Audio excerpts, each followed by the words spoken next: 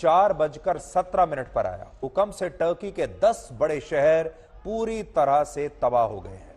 तस्वीरें हम साथ साथ आपको दिखाते जा रहे हैं। टर्की के स्थानीय समय के मुताबिक भूकंप लगभग सुबह 4:17 पर आया। अब आप कल्पना कीजिए, सुबह 4:17 पर हमारे ही देश में क्या, ज्यादातर लोग सो रहे होते हैं, नींद में थे, लोग गहरी नींद में थे और अचानक से यह भूकंप आया।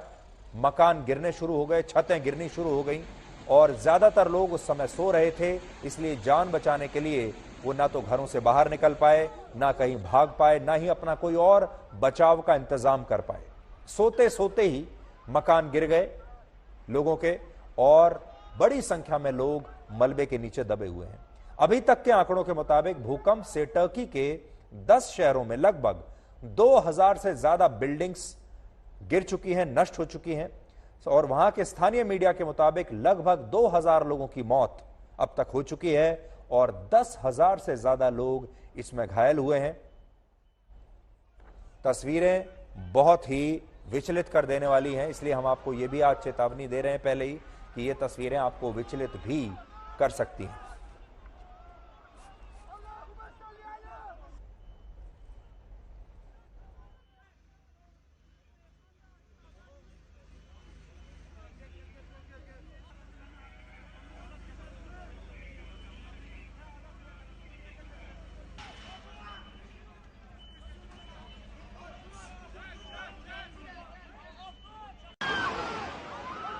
टर्की में पहला भूकंप 4:17 पर आया, जिसके बारे में हमने अभी आपको बताया और उसके बाद शाम के 7 बजे तक लगभग 78 छोटे छोटे भूकंप के झटके आते रहे, जिनमें से 3 भूकंप के तीव्रता रिक्टर स्केल पर 7 पॉइंट से ज्यादा थे। कई बार पहला भूकंप आने के बाद कम तीव्रता वाले दूसरे और भी भूकंप के झटके महसूस किए जाते हैं, उन्हें हम आफ्टर शॉक कहते हैं।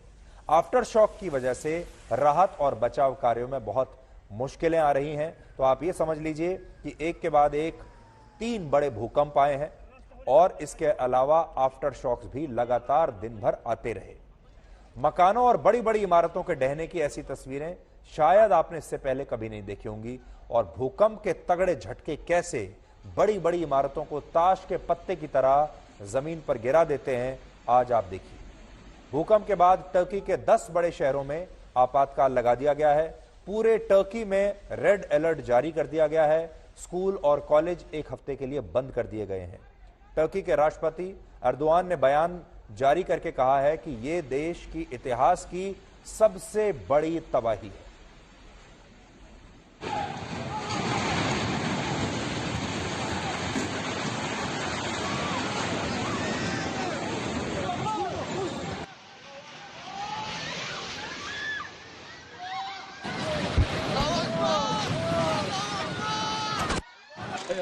And according to the most up-to-date information, 912 people lost their lives and 5,385 have been injured, and people saved from under the rubble has come to a figure of 2,470.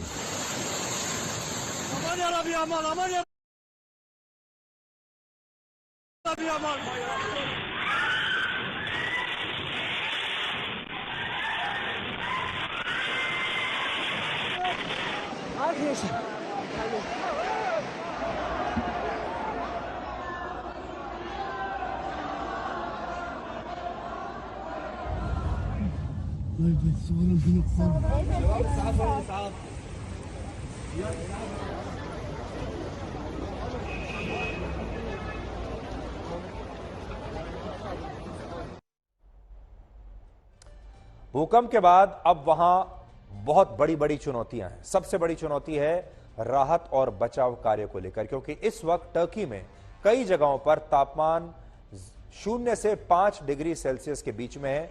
यानी टर्की में इस समय भयंकर सर्दी पड़ रही है। एक तो सर्दी है और ऊपर से इतनी बड़ी दुर्घटना हो गई, इसलिए बचाव कार्य में बहुत मुश्किलें आ रही हैं। जनवरी का महीना टर्की में सबसे ठंडा महीना माना जाता है और जो लोग बेघर हुए हैं, सबसे बड़ी चुनौती यह है कि उन्हें कहां पर शरण देनी है। अब वो लोग कहां जाकर रहेंगे, उनका क्या इंतजाम करना है और जैसा मैंने आपको कहा, सर्दी इतनी ज्यादा पड़ रही है टर्की में इस समय कि राहत कार्य में, इन लोगों को कहीं और ले जाने में बहुत मुश्किलें आ रही हैं। इस वक्त टर्की में हजारों लोग इतनी सर्दी के बीच खुले आसमान के नीचे हैं। तो सबसे बड़ी चुनौती जो इस समय आ रही है वो है मौसम की चुनौती। सर्दी बहुत कड़ाके की वहां पर पड़ रही है। दूसरी बड़ी चुनौती है आर्थिक मोर्चे पर। टर्की, इस भूकंप आने के बाद से टर्की की करेंसी डॉलर के मुकाबले अब सिर्फ 18.85 तक गिर गई है। यह अब तक की सबसे बड़ी गिरावट है। यानी इस समय टर्की की जो करेंसी है उसकी हालत बहुत खराब है। टर्की की आर्थिक जो स्थिति है वो बहुत खराब है। अर्थव्यवस्था बहुत बुरे दौर से वहां पर गुजर रही है और उनकी जो करेंसी है लगातार टूट रही है। इस भूकंप के बाद और ज्यादा टूट गई है। इससे वहां पर महंगाई और ज्यादा बढ़ जाएगी। तीसरी बड़ी चुनौती राजनीतिक है। 14 मई को टर्की में आम चुनाव होने वाले हैं, जबकि देश की जो हालत है वो इस समय ऐसी है कि लोगों के रहने को घर नहीं है, खाने पीने का सामान दूसरे देशों के से मंगवाना पड़ रहा है। और ऐसे में मौजूदा सरकार की पहली प्राथमिकता होगी कि किसी तरीके से लोगों की मदद की जाए। इतनी बड़ी जो आपदा हुई है इससे देश निकले, ना कि चुनाव। तो हो सकता है कि टर्की में चुनाव कुछ समय के लिए स्थगित कर दिए जाएं, क्योंकि ऐसे देश में जो इतनी बुरी तरीके से अभी बर्बाद हो चुका है उसमें चुनाव अगर कराए भी जाएं तो कैसे चुनाव होंगे। इसलिए ये टर्की के जो सामने है ये बड़ी बड़ी चुनौतियां हैं। लेकिन आज आप भारत में तो हैं, लेकिन टर्की के लोगों के बारे में सोचकर देखिए कि इतनी भयंकर ठंड में अगर किसी का मकान उसके सिर से चला जाए तो उसकी क्या स्थिति होगी। लोग, बड़ी संख्या में हजारों लोग बेघर हो चुके हैं। आज सुबह भूकंप आने से पहले टर्की और सीरिया के शहर कैसे थे और भूकंप आने के बाद उनकी हालत क्या हो गई, हम आपको तस्वीरों के जरिए आज दिखा रहे हैं। आज सुबह तक ये शहर आबाद थे, रोशनी में जगमगा रहे थे, बाजार खुले हुए थे, चहल पहल थी, लेकिन अब वहां पर सिर्फ तबाही है।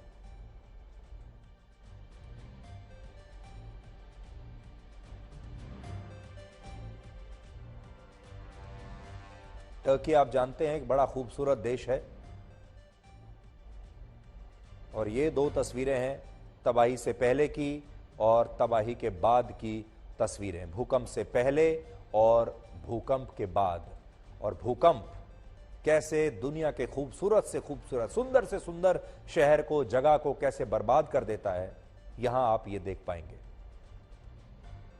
टर्की में पिछले 3 साल के अंदर यह तीसरा बड़ा भूकंप है जिसकी तीव्रता रिक्टर के पैमाने पर 7 से ज्यादा है।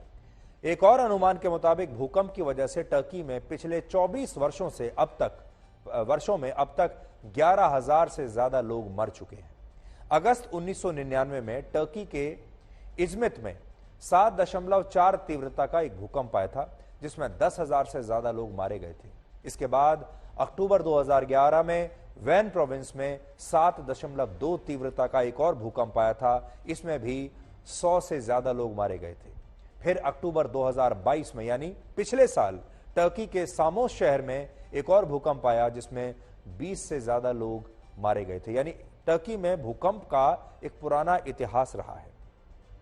अब सवाल यह है कि टर्की में लगातार भूकंप क्यों आ रहे हैं। इसकी वजह है वहां की भौगोलिक स्थिति। इसे समझने के लिए पहले हमें पृथ्वी की संरचना को आज समझना होगा। हमारी पृथ्वी की संरचना को 3 भागों में बांटा जा सकता है। पहला है सबसे बाहरी परत, जिसे क्रस्ट कहते हैं अंग्रेजी में। बाहरी परत के बाद जो दूसरी परत होती है उसे मेंटल कहते हैं, और जो तीसरी सबसे भीतरी हिस्सा होता है उसे कोर कहते हैं। ये 3 परतें आप देख रहे हैं। जो सबसे ऊपरी परत है क्रस्ट, इसी हिस्से पर हम लोग रहते हैं और यह हिस्सा कई प्लेट्स से मिलकर बना है, और आसान भाषा में कहें तो यह हिस्सा कई भूखंडों को मिलाकर बना है। भूगोल की भाषा में इसे प्लेट टेक्टोनिक कहते हैं। यहां प्लेट का मतलब हुआ भूखंड और टेक्टोनिक का मतलब हुआ वो हिस्सा जहां 2 भूखंड आपस में जुड़े हैं। पूरी दुनिया कई प्लेट्स में बटी हुई है। अब समझते हैं कि इस प्लेट टेक्टोनिक का रिश्ता टर्की में आने वाले इस भूकंप से कैसे जुड़ा हुआ है। टर्की का एक बहुत बड़ा हिस्सा एनाटोलियन प्लेट पर बसा हुआ है। इसका अर्थ होता है छोटा एशिया। इस प्लेट के पूर्व से उत्तर तक 1500 किलोमीटर फॉल्ट है। फॉल्ट का मतलब दो प्लेटों का जोड़ होता है, यानी दो प्लेट जहां जुड़ती हैं। टर्की के उत्तर में यूरेशियन प्लेट इसी फॉल्ट से जुड़ी हुई है।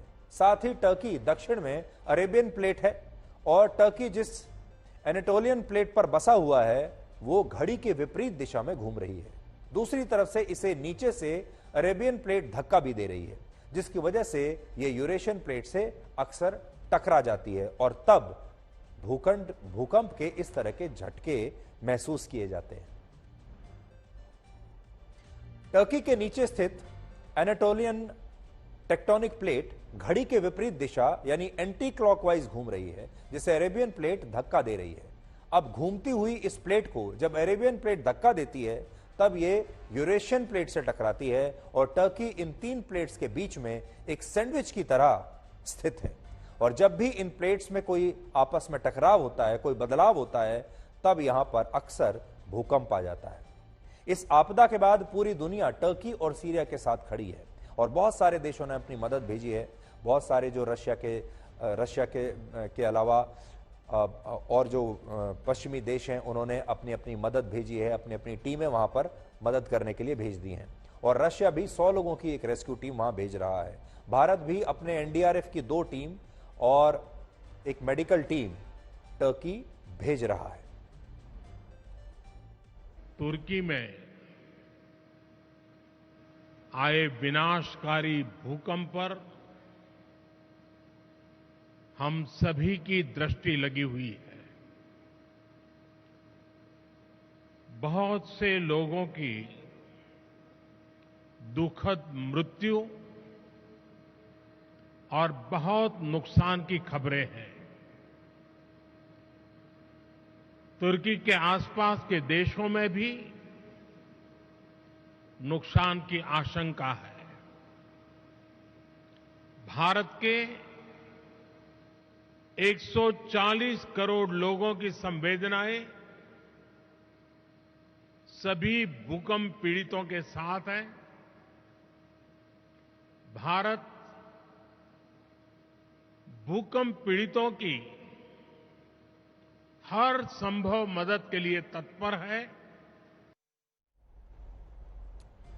पृथ्वी की इन प्लेटों के टकराने से सिर्फ टर्की या उसके आसपास ही नहीं, दुनिया भर में ऐसे ही भूकंप आते हैं।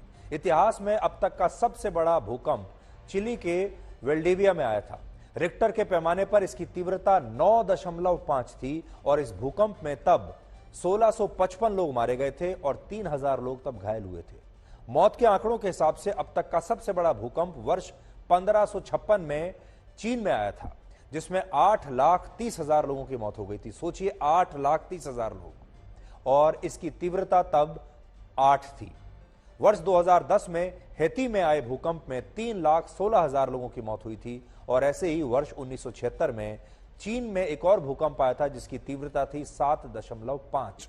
इसमें भी 2,42,000 लोगों की मौत हुई थी। यानी भूकंप सिर्फ टर्की नहीं, पूरी दुनिया के लिए एक बहुत बड़ी चिंता का विषय है।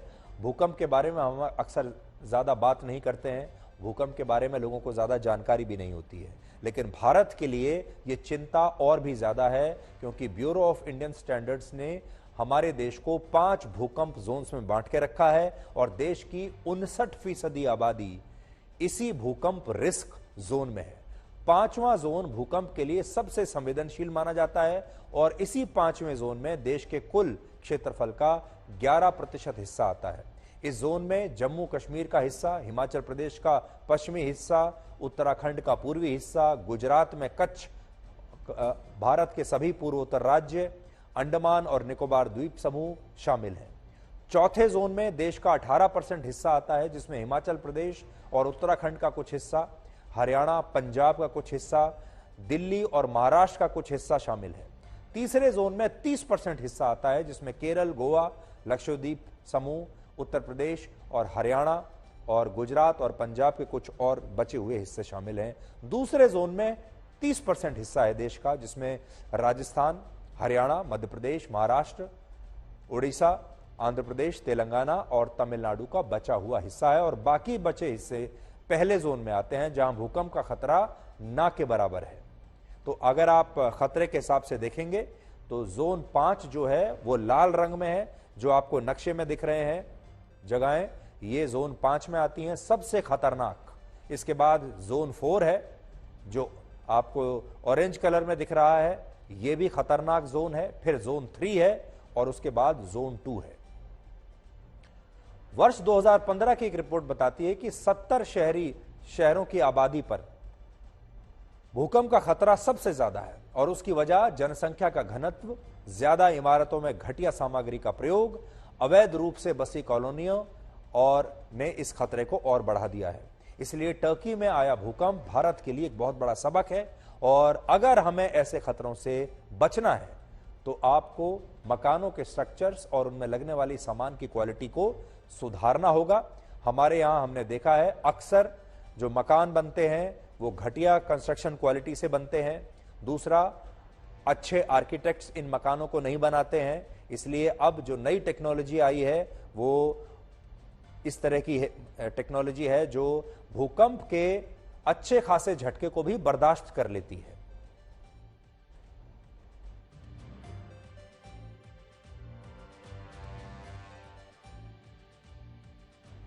आज जो है बहुत बड़ा भूकंप आया है।